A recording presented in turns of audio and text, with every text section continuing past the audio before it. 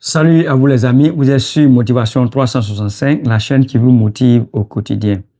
Aujourd'hui, nous allons parler de la compétition dans le milieu des Africains de la diaspora. Les amis, arrêtons de compétir. Cherchons l'argent, bâtissons nos pays, économisons aussi pour le futur de nos enfants. Aller payer ces grosses voitures parce que mon ami a payé une Mercedes. Donc moi, forcément, je dois avoir une Mercedes. Mais ce n'est pas très intelligent. Regardez un peu les autres communautés. Je prends la communauté des Toubab, par exemple. Ce sont des gens, tu peux les voir dans une vieille voiture, mais leur compte est bourré. Je dis bien, leur compte est bourré. Et je sais de quoi je parle. C'est ça qu'on veut. On veut des gens qui vivent. Je ne dis pas aux gens de vivre de façon misérable, mais de vivre peut-être selon tes moyens, c'est pas mauvais, mais je dirais même vivre en dessous de tes moyens. Parce que ça va te permettre d'économiser plus, ça va te permettre de faire face à certaines situations. Parce qu'il ne sert à rien d'avoir une grosse maison, il ne sert à rien d'avoir une grosse voiture pour montrer, pour faire le matou vu pendant les réunions, ou bien pendant les cérémonies d'église, alors que ton compte est à plat. Ça, c'est un problème. Il y a des gens qui n'ont rien dans leur compte. Ce n'est pas pour dénigrer qui que ce soit, mais il y a des gens qui n'ont rien dans leur compte. Même pour payer les voitures, ils vont essayer d'aller prendre des crédits ou bien même prendre l'argent à côté des gens, compléter pour aller payer une voiture pour rouler dedans, pour faire le malin. Alors que quand tu es derrière, tu n'as plus rien. Si tu perds ton boulot aujourd'hui, est-ce que tu seras à mesure de faire 6 mois sans travail et pouvoir faire tes dépenses normalement? C'est la question. Si tu ne peux pas répondre à cette question, il ne faut pas faire une compétition. Laisse M. Conan payer sa Lexus, laisse M. Conan rouler dans sa Mercedes, prends ta Camry, prends ta Toyota ou bien ta Honda. Ça ne va pas te tuer. Il faut être humble. Pour moi, l'objectif, c'est de ne pas de montrer les objets brillants, les grosses maisons, les grosses voitures, mais ton compte bancaire. Il faut que ton compte bancaire soit fourni. De sorte que demain, si tu as un problème, tu ne demandes à personne. Tu résous tes problèmes silencieusement. C'est ça un homme. Mais un homme, ce n'est pas de pouvoir courir partout, montrer aux gens que tu as ça, alors que tu n'as rien. Parce que tu veux faire une compétition, tu veux t'insérer dans la communauté pour montrer que toi aussi tu es là. Non. Autant que nous sommes ici, chacun sait ce qu'il fait, chacun connaît son salaire.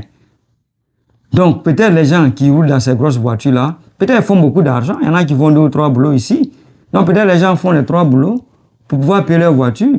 Maintenant, si toi, tu ne peux pas faire 3 boulots pour payer une voiture et que tu as un seul boulot et que tu sais que le seul boulot que tu fais ne te permet pas de payer une voiture, monsieur, vous restez calme. Ne va pas t'emmerder.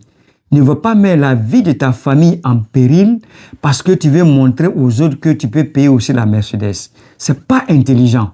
Et c'est dans notre communauté qu'on voit ce genre de trucs-là. Il y a des gens même, on prend leur voiture, ils sont en train de dormir, les gens viennent, la banque envoie des tow trucks, ils prennent les voitures, ils s'en vont.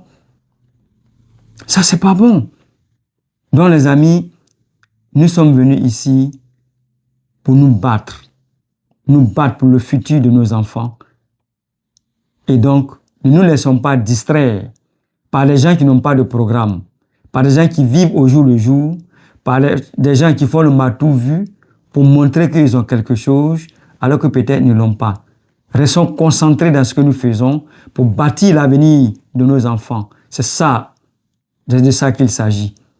Donc les amis, évitons la compétition, restons concentrés et essayons d'atteindre nos objectifs. Ceux qui veulent compétir, laissez-les compétir. Il y a un livre que j'aime très bien, de Millionaire Next Door, le millionnaire d'à côté, en français. Ça veut dire que tu vis dans un quartier, tu travailles avec des gens qui vivent de façon simple. Tu les vois, tu penses qu'ils n'ont rien. Tu les vois, tu les minimises. Peut-être ils roulent dans les petites voitures, dans les vieilles voitures.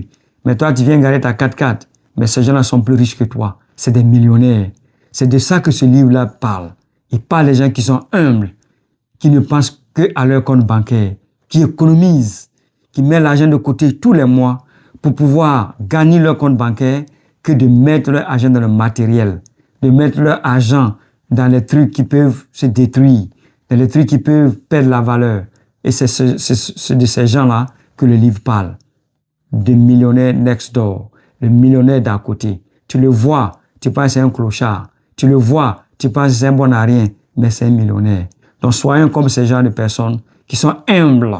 Je ne dis pas de vivre une vie misérable. Je ne dis pas de vivre une vie qui n'a pas de sens, mais une vie qui va te permettre de t'asseoir, de ne pas penser à des problèmes de demain. Une vie qui va te penser d'aller au lit, de dormir et de te relever le matin en pleine forme parce que tu as bien dormi. Tu ne penses pas comment je vais rembourser ces dettes-là, comment je vais faire pour payer la voiture que je roule là. Et si les gens prennent la voiture que je roule demain, qu'est-ce que les amis vont dire?